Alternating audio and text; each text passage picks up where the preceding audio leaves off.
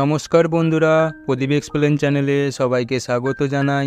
মুভির নাম জঙ্গল ক্রুজ, আর এই মুভির IMDb হলো 6.6 এবং মুভির বাজেট ছিল $200 মিলিয়ন, আর বক্স অফিসে কামিয়ে ছিল $221 মিলিয়ন। এই মুভি শুরু হয় 1556 সালে। ডন আগুয়ের স্প্যানিশ নামক একটি লোককে দেখানো হয়, যে তার লোকেদের সাথে দক্ষিণ আমেরিকার ল্যাগ্রিমাস ডি ক্রিস্টেল নামক জায়গাটিতে টিয়ার্স অব দ্য মুন নামক ফুলের সন্ধানে আসে, যেটি অ্যামাজনের জঙ্গলে অবস্থিত ছিল।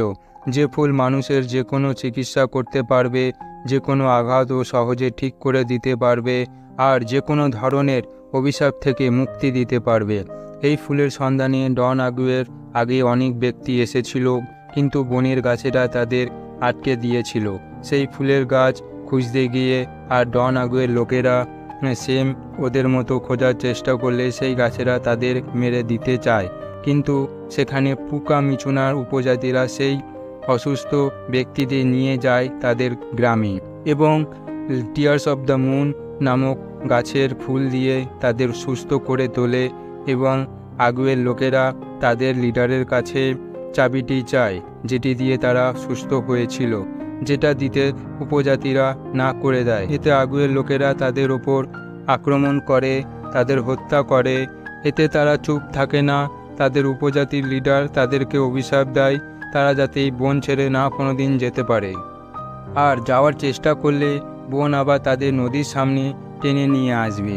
এই ঘটনার কয়েক বছর পর 1916 সালে লন্ডনে লিলি হাউটনকে দেখানো হয় এবং তার ভাই ম্যাকগ্রেগর ইংরেজদের রয়্যাল সোসাইটিতে দাঁড়িয়ে টিয়ার্স অব দ্য মুন ব্যাপারে বলে।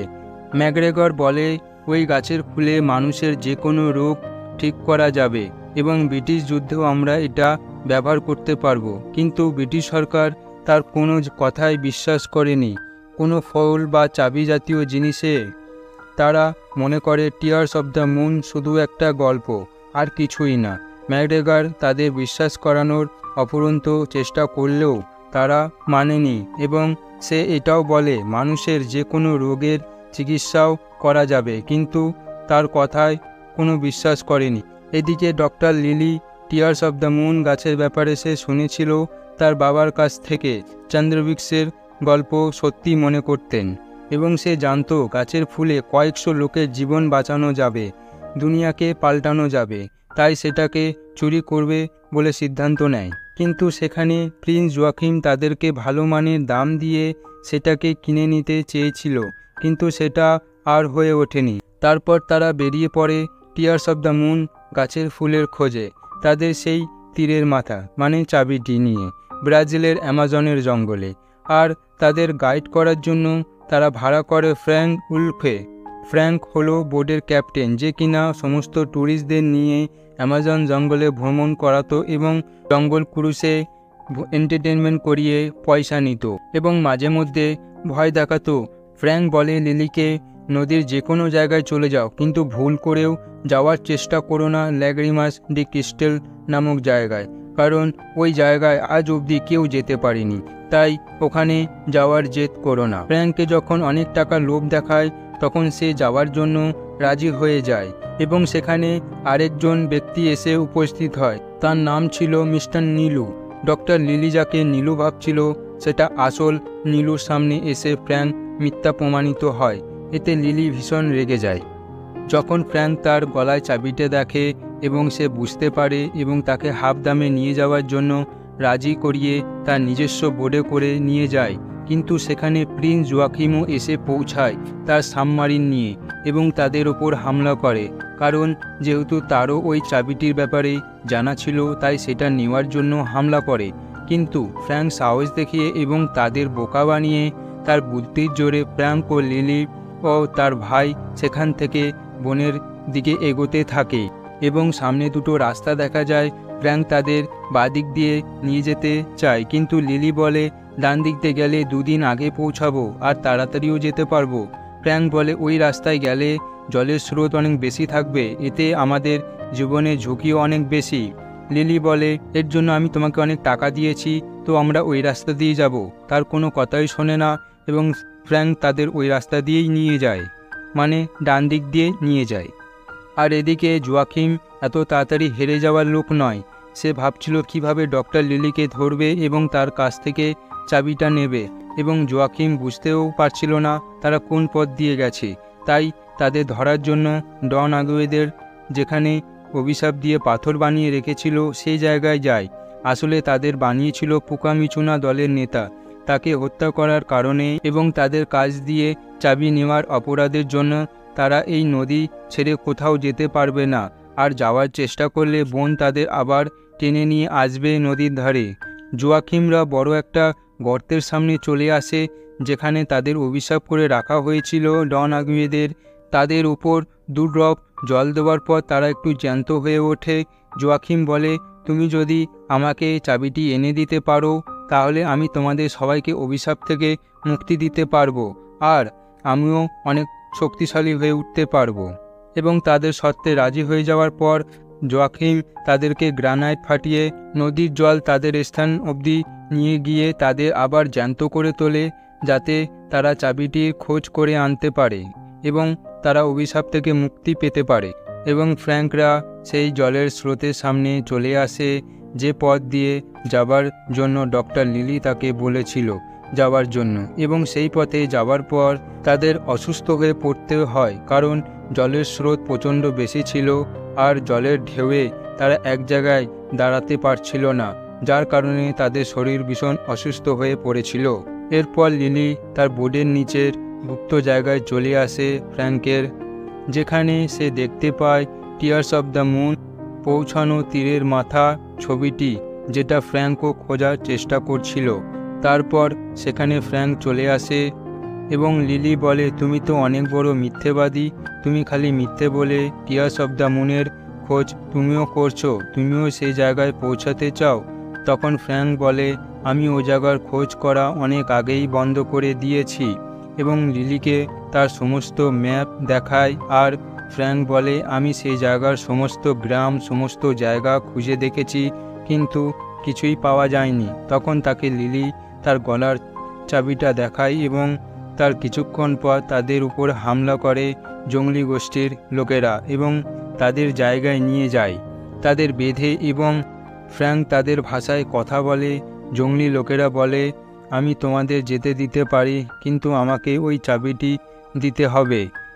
লিলি তার কথায় রাজি হয় না এবং তার হাতের বাঁধনটা খুলে ফেলে এবং তাদের উপর আক্রমণ করে এবং সবাই মুখোশ খুলে দেয়। ফ্র্যাঙ্কের পর্দাটা ফাঁস হয়ে যায় কারণ ফ্র্যাঙ্ক তাদের আগে দিয়েই চিনত এবং তাদের এই নাটকটা করতে বলেছিল। যখন লিলি জানতে পারে, তাকে এক ঘুষি মারে।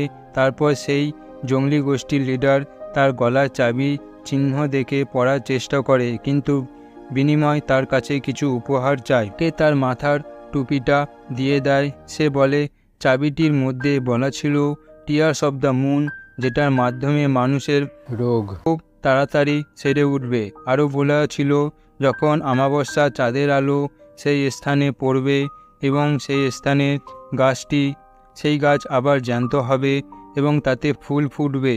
টিয়ার্স অব দ্য মুন গাছের ফুল, সেটা জাস্ট কয়েক সেকেন্ডের জন্য। তাতে আরও কিছু বিশেষ বিবরণ ছিল। তারা সেই তীরের মাথা পড়ে ম্যাপ দেখে বুঝতে পারে যেটা ল্যাগ্রিমাস ডি ক্রিস্টেল জায়গায় গাছটি ছিল না, সেটা ছিল লা লুনা রোটা নামক জায়গায়, যার কারণে সেই জায়গাটি কেউ খুঁজে পাচ্ছিল না। এই সমস্ত ঘটনার পর লিলি আর ফ্র্যাঙ্ককে বিশ্বাস করতে পারছে না, তাই সে ওখান থেকে একা যাবে বলে সিদ্ধান্ত করে এবং তার উপর ভীষণভাবে রেগে যায় এবং সেখানে ডন আগুয়ের সেনারা পৌঁছে যায় চাবিটি খোঁজার উদ্দেশ্যে, যেটা খোঁজার জন্য প্রিন্স জোয়াকিম তাদেরকে পাঠায়, যেটা খুবই ভয়ানক দেখতে ছিল আগুয়ের সেনাদের দলেরা। আগুয়েরা তার কাছ থেকে চাবিটি নিয়ে নেয় এবং ফ্র্যাঙ্ক তার কাছ থেকে লড়াই করে আবারও তাদের কাছ থেকে চাবিটি নিয়ে নেয় এবং ফ্র্যাঙ্ক আহত অবস্থায় লিলির কাছে চাবিটি দিয়ে দেয় এবং নদীতে পড়ে যায়। লিলিও তার ভাইকে নিয়ে যখন জঙ্গলিদের লিডার নৌকো করে পালাতে যায়, ম্যাকগ্রেগরের চোট লেগে যায় তার পায়ে। তখন তাকে উপজাতির লিডার বলে, তুমি এখান থেকে পালিয়ে যাও, যত দূর পারো চলে যাও, কারণ আগুয়ের সেনারা আসছে চাবিটি কেড়ে নেওয়ার জন্য। তাকে বলে, নদী থেকে যতটা পারো দূরে চলে যাও। লিলির পেছন করতে থাকে এবং যখন নদী থেকে অনেকটা দূরে চলে আসে তখন বোন আবার তাদের টেনে নিয়ে যায় নদীর কাছে। আগুয়েরা আলোচনা করে আমাদের তাড়াতাড়ি চাবিটি খোঁজ করতে হবে। টিয়ার্স অব দ্য মুনের দ্বারাই আমরা আমাদের অভিশাপ থেকে মুক্তি পেতে পারবো। কিন্তু মেয়েটা জানে নদী থেকে আমরা বেশি দূর যেতে পারবো না। তখন একজন বলে, আরেকজন তো আছে যে চাবিটির খোঁজ করছে, মানে এখানে প্রিন্স জোয়াকিমের কথা বলছিল। তখন কিছু মৌমাছির দলকে পাঠায় প্রিন্স জোয়াকিমের কাছে। তারা এখন কোথায় গেলে সেই জায়গাটির খোঁজ পেতে পারে সেটা ম্যাপ দেখিয়ে চিহ্নিত করে। আর এদিকে লিলি তার ভাইকে খুঁজে বেড়াচ্ছে। তার ভাইয়ের পায়ে এখন গুরুতর চোট লেগেছে। তখন ফ্র্যাঙ্ককে দেখে অবাক হয়ে যায়, তুমি এখনও কি করে বেঁচে আছো? কারণ আগুয়ের দলের সেনারা তার বুকে চাকু দিয়ে আঘাত করে, কিন্তু ক্ষত স্থান দিয়ে এক ফোঁটাও রক্ত ঝরে না, যেটা মোটেও স্বাভাবিক ছিল না। আর সেখানে তার ভাই ম্যাকগ্রেগর ও উপজাতি দলের লিডার উপস্থিত হয়। ফ্র্যাঙ্কের বুকে সেই চাকুটা আটকে ছিল। তখন ফ্র্যাঙ্ক তার সমস্ত কিছুর ঘটনা লিলির কাছে বলে যে তার বয়স 400 বছর এবং লিলি তার বুকে পা রেখে তার চাকুটাকে বের করে এবং তার ক্ষত স্থানটিকে সেলাই করে, মেরামত করে। ফ্র্যাঙ্ক আরও বলে, আমার বাবা একজন সেনাপতি ছিল। সে তো সেনা হওয়ার কারণে আগুয়ের সেনাদলের কাজ পায়। যখন আগুয়ের দলের রক্ষা করতে ফ্র্যাঙ্কের বাবা মারা যায় তখন ফ্র্যাঙ্ককে তাদের দলে নিয়ে নেয়। তারপর তারা একসাথে ভাইয়ের মতো থাকত। তখন হঠাৎ আগুয়ের মেয়ের অসুখে পড়ে যায় এবং তার মেয়েকে কথা দেয়, আমি যত দূরেই যাই না কেন আমি তোমার জন্য টিয়ার্স অব দ্য মুনের ফুল আমি নিয়ে আসবই। এবং তারা রওনা দেয় ফুলের উদ্দেশ্যে। লিলি জানতে পারে আগুয়েদের চিত্রকার ছিল ফ্র্যাঙ্ক, যে সমস্ত ম্যাপগুলো বানিয়েছিল টিয়ার্স অব দ্য মুন খোঁজার জন্য, এবং তারা এক এক করে সবাই মারা যাচ্ছিল। তখন সেই সময় পোকা মিচুনার উপজাতিরা তাদের গ্রামে নিয়ে যায় এবং ওই গাছের ফুল দিয়ে তাদের সবাইকে সুস্থ করে তোলে। সেই ফুলের ব্যবহার খুবই ভালো করে জানত এবং তাদের শরীরের সমস্ত রকমের ব্যথা খুবই দ্রুত ঠিক হয়ে যায়। আর আগুয়েরা তখন খুবই খুশি ছিল, কারণ তার মেয়ের অসুখ দ্রুত ঠিক করার ওষুধ সে পেয়ে গেছিল। আগুয়েরা উপজাতির কাছে সেই চাবিটি চায় আর গাছ অবধি নিয়ে যেতে বলে, কিন্তু সে মানা করে দেয়। এতে আগুয়ে রেগে যায় এবং তাকে হত্যা করে, যার দ্বারা তারা ভালো হলো তাকেই নিরীহভাবে মেরে দিল। ফ্র্যাঙ্ক তাদের বাঁচানোর চেষ্টা করলে তাকেও আহত করে দেয়। এতে উপজাতির দলের লিডার চুপ থাকে না, তাদের মন্ত্র পড়ে অভিশাপ দেয় তারা কখনো নদী ছেড়ে যেতে পারবে না, আর যদি যাওয়ার চেষ্টা করে তাহলে বোন তাদের আবার নদীর কাছে টেনে নিয়ে আসবে। তারপর কয়েক বছর পর ফ্র্যাঙ্কের সাথে আগুয়ের লড়াই হয়, কারণ তাদেরকে ঠকানোর জন্য এবং উপজাতিদের বাঁচানোর জন্য লড়াই হতে থাকে। আবারও লড়াই হতে থাকলে ফ্র্যাঙ্ক তাদের একটা বড় গর্তের মধ্যে বন্দি করে, যাতে তারা আর নদীর কাছে না যেতে পারে। লতা গাছগুলো তাদেরকে জাপটে ধরে নেয় এবং পাথর বানিয়ে দেয়। তারা ওখানে 300 বছর ধরে বন্দি হয়েছিল, যার কারণে তারা এত ভয়ানক দেখতে হয়ে গেছিল। আর ফ্র্যাঙ্ক ওখানে একটা বড় বোর্ড বানায়, যেটার সাহায্যে সে টিয়ার্স অব দ্য মুন খোঁজার চেষ্টা করে। সে নদী তন্ন তন্ন করে খোঁজে, কিন্তু সে কোথাও কিছু খুঁজে পায় না। তারপর ম্যাকগ্রেগর তার লিডারের সাথে নদীপথে যেতে লাগে। তখন জোয়াকিম তার সাবমারিন নিয়ে হাজির হয় এবং তাকে বন্দি বানায় এবং পোকা মিচুনার বস্তির কাছে নিয়ে গিয়ে তাকে ভয় দেখায়। বলে, তুমি যদি আমায় না বলো তোমার বোন এখন কোথায় যাচ্ছে, তাহলে এখন বস্তিখানা আমি উড়িয়ে দেব, যার দায় তুমি থাকবে। এবং ম্যাকগ্রেগর সেই জায়গাটা দেখানোর পর সমস্ত মৌমাছিদের মেরে দেয়। সে বলে, আমি এই ফুল আগুয়েদের দলের সাথে কখনোই ভাগবাটোরা করব না।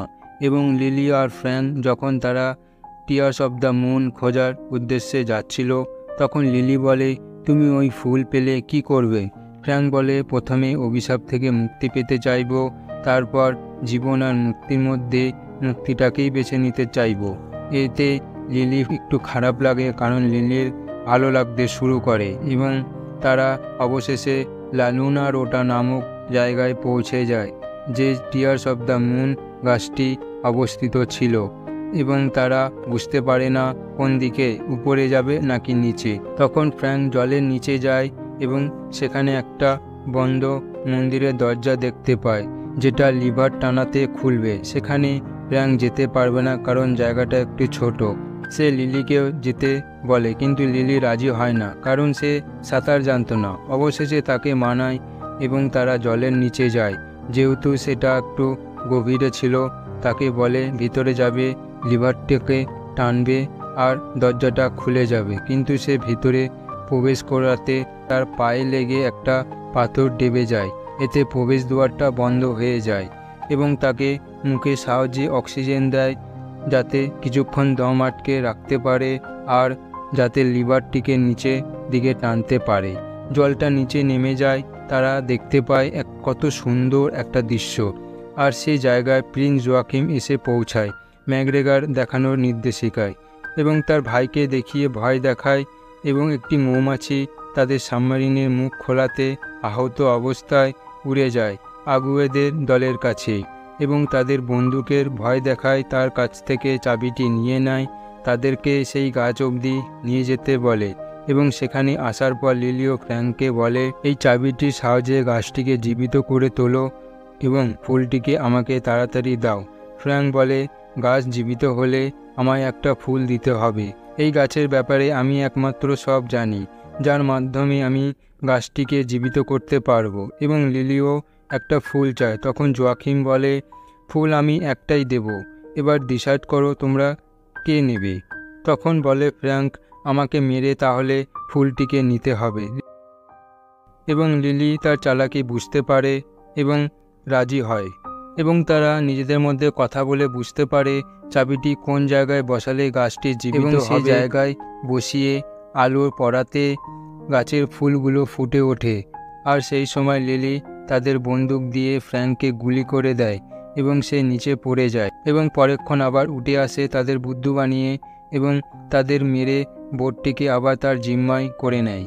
এবং লিলি তাদের দড়ির সাহায্যে উপরে উঠে যায় ফুল নেওয়ার জন্য, কারণ চাঁদের আলো যাওয়াতে গাছটি আবার শুকিয়ে যাচ্ছিল। তাই লিলি দৌড়ে গিয়ে ফুলটাকে তুলে নেয়।